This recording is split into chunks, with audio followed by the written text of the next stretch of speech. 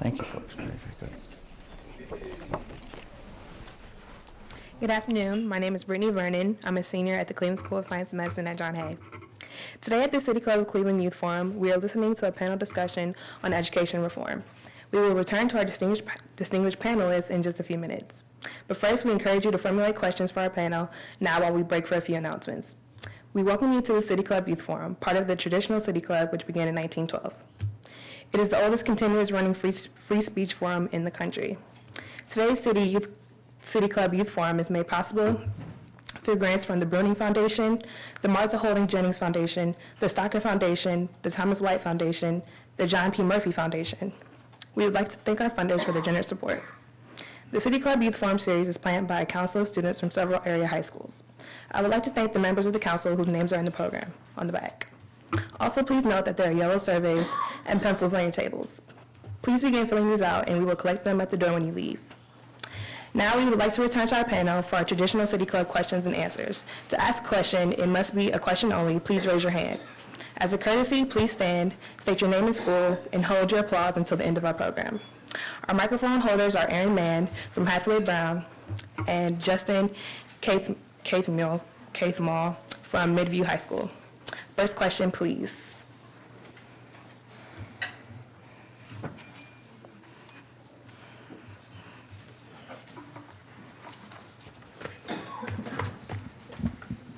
Yes, my name is Kennard Everett from Castle High School.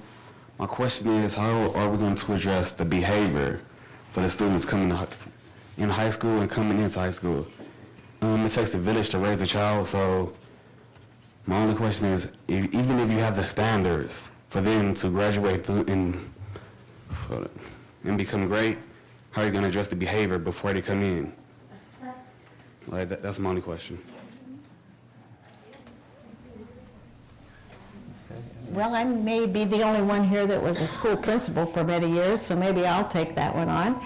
I think that we can do it with engaged learning is the best way. So that if we have engaged, rigorous, and relevant learning for each student, and it could be experiential, not all classroom and learning has to take place. I mean, all learning doesn't have to take place in the classroom.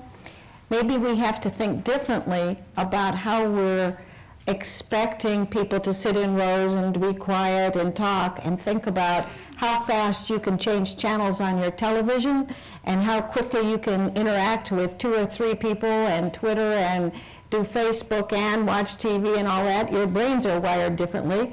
We need to change school to make it meet the needs of the young people today, and maybe if we have engaged learners, we will have that behavior. That's not international, that's just my opinion.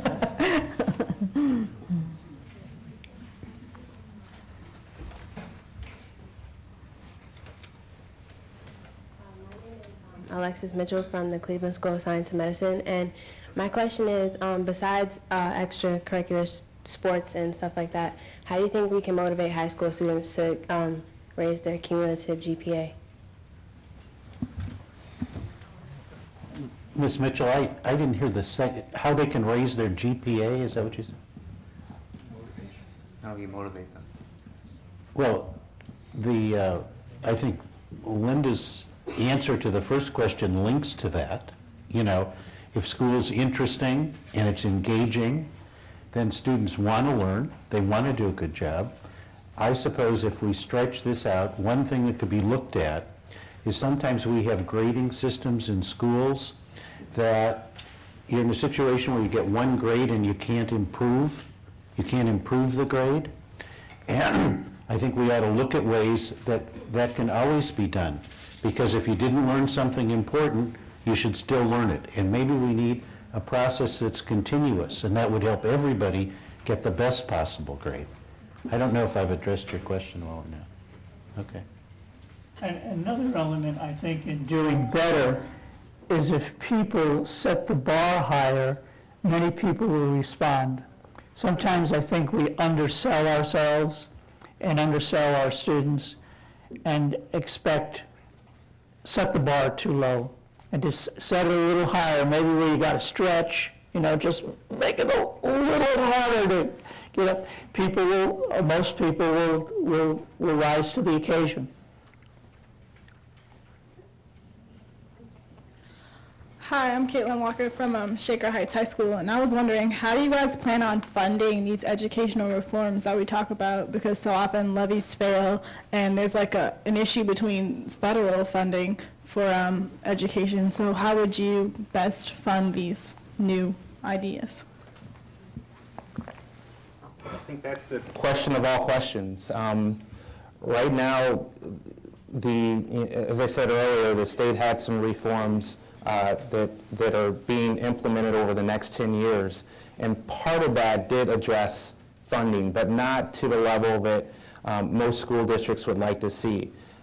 Currently, our schools are funded at about 55% comes from the state, about 40% from local government, and then the rest from the federal government. So the way things are looking now, we'll see upwards around 62% possibly over the next 10 years will be the increase in the state portion of that funding formula. But until we actually come